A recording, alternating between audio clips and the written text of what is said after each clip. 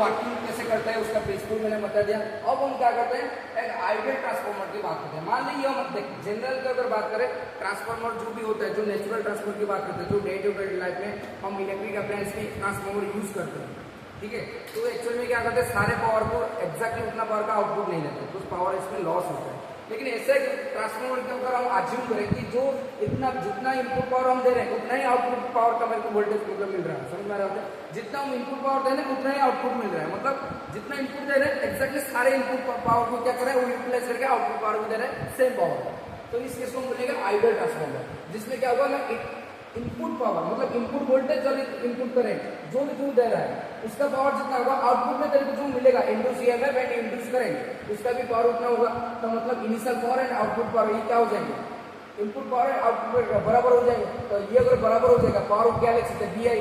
यहाँ पे हम जो इनपुट वोल्टेज दे रहे हैं ईआई, और ये होगा इनपुट करंट, ये क्या हो गया, ई नॉट आई नॉट, मतलब आउटपुट वोल्टेज जो इंड्यूस मतलब म्यूचुअल इंडक्शन से मिलेगा, समझ में आ रहा है। तो ई नॉट आई नॉट हो गया। तो यहाँ पे थोड़ा सा अगर मैं ईएमएफ को एक्साइट कर दूं, E naught equal to I naught हो जाए, ये आ जाएगा। तो यहाँ पे अगर ध्यान से देख सकते हैं कि जो ये इनपुट आउटपुट मतलब इनपुट वोल्टेज है, ये inversely proportional to input current है, ऐसे लिख सकते हैं। और आउटपुट के केस में भी वही सेम चीज है, input output voltage inversely proportional to output current. तो ये दोनों को मिला के मैं लिख सकता हूँ ई डायरेक्टली प्रोपोर्शनल टू 1/। मतलब अगर पावर तेरा कांस्टेंट है, अगर पावर तेरा कांस्टेंट है मतलब इनपुट पावर और आउटपुट पावर बराबर है, तो इस कंडीशन में क्या होगा, एक इनवर्स रिलेशन आ जाएगा, ई इनवर्सली प्रोपोर्शनल टू आई। मतलब अगर तेरा करंट इंक्रीज होगा तेरा वोल्टेज बढ़ जाएगा, अगर तेरा वोल्टेज इंक्रीज हो रहा है करंट क्या होगा, डिक्रीज हो जाएगा, समझ में आ रहा है। तो यहाँ पे हमने समझा कि ई बढ़ेगा। मान लें कि ऐसा ट्रांसफार्मर है जो कि वोल्टेज को बढ़ा रहा है, तो ये स्टेप अप ट्रांसफार्मर होगा, ये वोल्टेज को तभी बढ़ाएगा जब करंट डिक्रीज होगा, और ये तब हो पाएगा जब पावर सेम, मतलब स्टेप अप ट्रांसफार्मर जितना इनपुट वोल्टेज ले रहा है उतना ही आउटपुट वोल्टेज दे रहा है, समझ में आ रहा है। जितना हम इनपुट का पावर ले रहा है उतना आउटपुट पावर दे रहा है, समझ में आ रहा है। इसके कारण क्या होगा ना, आउटपुट वोल्टेज अगर तेरा इंक्रीज हो रहा है तो आउटपुट करंट क्या हो जाएगा, डिक्रीज हो जाएगा, समझ में आ रहा है। अब समझ में आ रहा है क्योंकि पावर होता है वी आई, तो वोल्टेज में लिख सकता हूँ पी बटे आई। तो अगर तेरा पावर भी सेम है मतलब इनपुट पावर आउटपुट पावर दोनों का ही सेम है, दोनों सेम है, तो पावर क्या हो जाएगा, कांस्टेंट। अगर पावर कांस्टेंट हो जाएगा तो मैं डायरेक्टली यहाँ पे लिख सकता हूँ ना, वी इनवर्सली प्रोपोर्शनल टू आई, ठीक है कि नहीं। तो यहाँ पे दो चीजें हमें पता चला क्या, कि कोई भी चीज कांस्टेंट तभी होगा जब एक इंक्रीज होगा जब एक डिक्रीज होगा, समझ में आ रहा है। तो यहाँ पे समझ में आ रहा है, यस सर, पावर कांस्टेंट होगा तभी ना मैं बोल सकता हूँ वी वोल्टेज अगर बढ़ेगा करंट क्या हो जाएगा। तो स्टेप अप ट्रांसफार्मर क्या करता है, वोल्टेज को बढ़ाता है, तभी तो बढ़ाएगा जब करंट कमा देगा। स्टेप डाउन ट्रांसफार्मर क्या करता है, वोल्टेज को कमाता है, मतलब तभी कमा पाएगा जब करंट को बढ़ाएगा। Yes sir. तो ये प्रिंसिपल हो गया तेरा, मतलब ये प्रॉब्लम सॉल्व करने के लिए ये हमें जरूरी नहीं है, ये रिलेशन बस आइडियल केस को कंसीडर कर रहे हैं ताकि हमें step up step down transformer का कॉन्सेप्ट समझ में आए, समझ में आएगा। अब हम बात करेंगे जो ईएमएफ मतलब कैसे वोल्टेज को गेन करेगा। मैं तो एक बात बताऊँ, due to clock sense EMF induced in secondary, ये सर नो सेकेंडरी कॉइल में तो EMF इंड्यूस हो रहा था ना, पहले सलेंट मतलब कॉइल में करंट को चेंज कर दिया वोल्टेज सप्लाई करके, तो वो क्या क्या मतलब फ्लक्स को चेंज कर रहा है सेकेंडरी कॉइल में, तो अभी तो EMF इंड्यूस हो रहा है। ये सर तो ये क्या हो जाएगा, तो हमें इलेक्ट्रोमैग्नेटिक इंडक्शन में पढ़ रखे हैं कि इंड्यूस्ड EMF जो होता है ये होता है माइनस ऑफ d∅ बटे dt। ये सर नो, ये सर नो। अच्छा,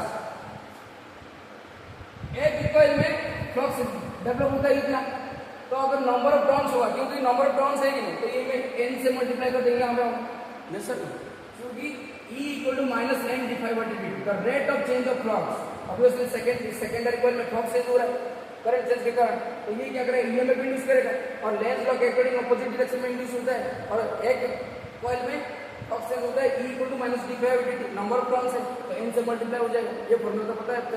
अच्छा, हमें करंट प्राइमरी कॉइल में दे रखा है, तो क्या primary induce EMF E input मैं लिख सकता हूँ, E इनपुट लिख सकता है नहीं, E प्राइमरी क्यों लिख क्या मैं लिख सकता हूँ यहाँ पे। अच्छा, E प्राइमरी को क्या यहाँ पे मैं लिख सकता हूँ, एक सेकंड, E प्राइमरी को ऐसे लिख, क्योंकि ये क्या है इंड्यूस्ड EMF, ये क्या है, ये तरह इंड्यूस्ड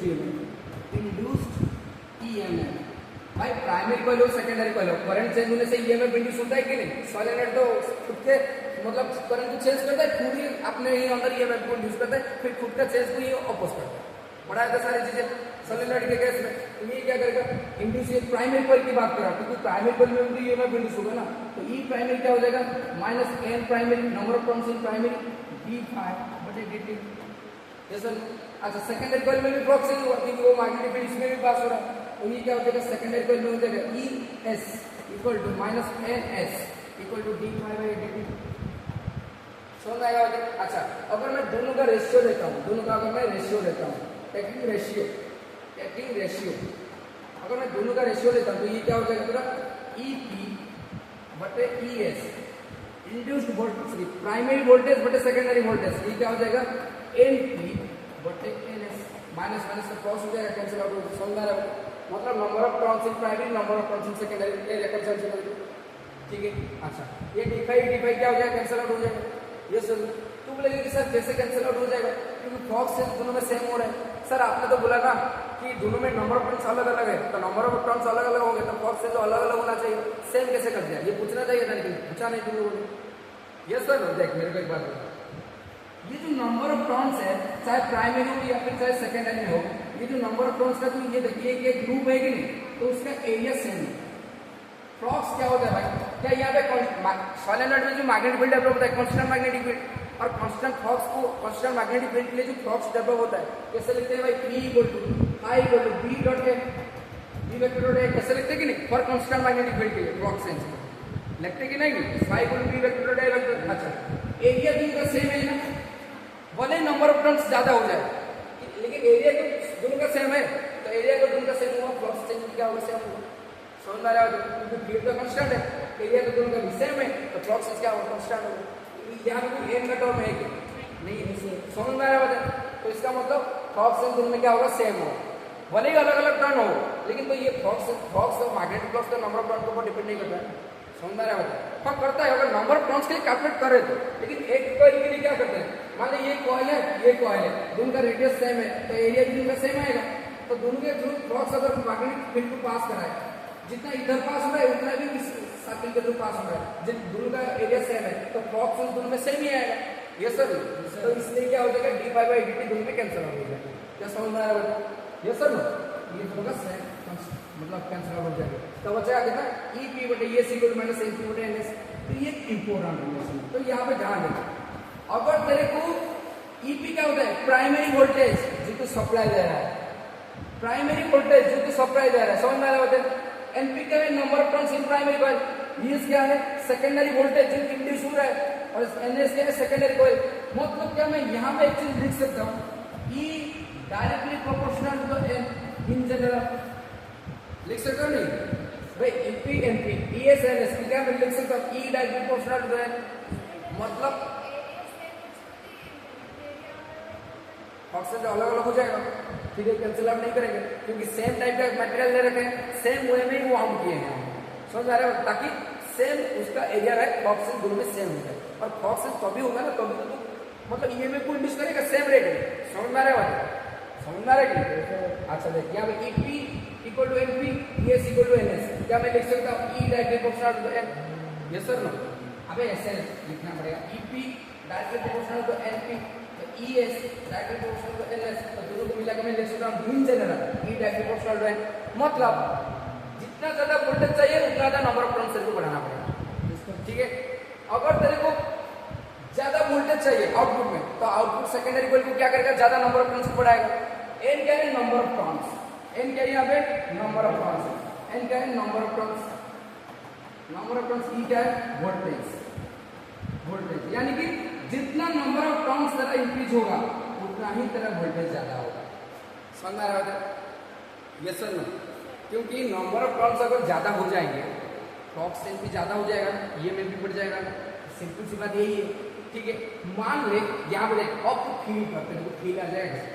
मान ले तू क्या करेगा यहाँ पे, कहाँ गया भाई वो ट्रांसफार्मर का, ये देख मान ले तू यहाँ पे 5 वोल्ट का सप्लाई दे रखा है, कितना वोल्ट का दे रखा है 5 वोल्ट का, और तू चाह रहा है मेरे को 25 वोल्ट का आउटपुट मिले, मतलब कितना गुना आउटपुट चाहिए तेरे को 5 गुना दे रखा है 5 वोल्ट का सप्लाई, लेकिन तू चाह रहा है 25 वोल्ट, तो यहाँ पे तू आउटपुट कितना चाह रहा है 25 वोल्ट का। तो अगर तेरे को आउटपुट 25 चाहिए, दे रखा है तो 5, उसका 5 गुना चाहिए, तो यहाँ पे सेकेंडरी कॉइल में तेरे को मिलेगा वोल्टेज, तो सेकेंडरी कॉइल को भी जो वाउंडेड है यहाँ पे नंबर ऑफ टर्न्स है उसको भी 5 गुना बढ़ाना पड़ेगा, तो अब जाके यहाँ पे वोल्टेज डेवलप हो जाएगा। समझ पा रहे हो? मान लो 5 वोल्ट का बैटरी रखा, देख यहाँ पे देख मैं तेरे को डायरेक्ट बताता हूँ, यहाँ पे मैंने एक रिलेशन निकाला ना, ई पी बटे E S equal to N P बटे एन एस, बता ना ये सर। मान ले हाई वोल्ट का बैटरी तेरे को दे रखा है, सर हाई वोल्ट का सप्लाई, बैटरी तो डीसी करंट होता है वैसे, ये क्या होता है हाई वोल्ट का वोल्टेज सप्लाई मैंने दे रखा है। अच्छा हाई वोल्ट का अगर सप्लाई दे रखा, मान ले यहाँ पे नंबर ऑफ टर्न्स कितना है 3 है, ठीक है। तेरे को कितना चाहिए 25 वोल्ट चाहिए, कितना गुना 5 गुना, तो तेरे को प्राइमरी कॉइल्स की कंपैरिजन में इसका वाउंडिंग यानी कि नंबर ऑफ टर्न्स को भी 5 गुना करना पड़ेगा, तो अब जाएगा उतना वोल्टेज मिलेगा। उसका 5 गुना, यहाँ पे नंबर ऑफ टर्न कितना है 3, तो उसका 5 गुना करेगा कितना आएगा 15, तो मतलब यहाँ पे 15 टर्न लेगा तो तेरे को 25 वोल्ट मिलेगा। ये चीज में यहाँ पे वेरीफाई करता हूँ। ईपी कितना है, प्राइमरी वोल्टेज तो कितना दे रखा है 5, तो आएगा 5। अच्छा कितना वोल्टेज तेरे को चाहिए, रिक्वायर्ड है 25 वोल्ट, कितना बोला 5 गुना, तो यहाँ पे मैंने 25 रख दिया। अच्छा नंबर ऑफ प्राइमरी में कितना टर्न है 3, मान लिया 3, तो यहाँ पर तेरे को सेकेंडरी में कितना कॉइल चाहिए, तेरे को 25 वोल्ट मिल जाएगा, तो कॉइल हो जाएगा तेरा सेकेंडरी के लिए एनएस, ये कैलकुलेट कर क्या हो जाएगा 3 × 25 बटे 5, तो ये कितना हो जाएगा 5 × 25 15 आ रहा है ना। मतलब यहाँ पे डायरेक्टली वेरीफाई हो रहा है जितना ज्यादा वोल्टेज चाहिए उतना ज्यादा टर्न को बढ़ा ले, किसका सेकेंडरी का, क्योंकि तेरे को वोल्टेज कहाँ पे मिलेगा सेकेंडरी में, ठीक है। प्राइमरी कॉइल को कुछ करने की जरूरत नहीं, प्राइमरी में तो सप्लाई देगा, वोल्टेज तेरे को कहाँ पे मिलेगा सेकेंडरी में, लेकिन तू चाह रहे ज्यादा वोल्टेज तो ज्यादा वाइंडिंग कर ले, तो ट्रांसफार्मर क्या कर देगा उसको अपग्रेड कर देगा, ज्यादा वोल्टेज दे देगा। समझ आ रहा है?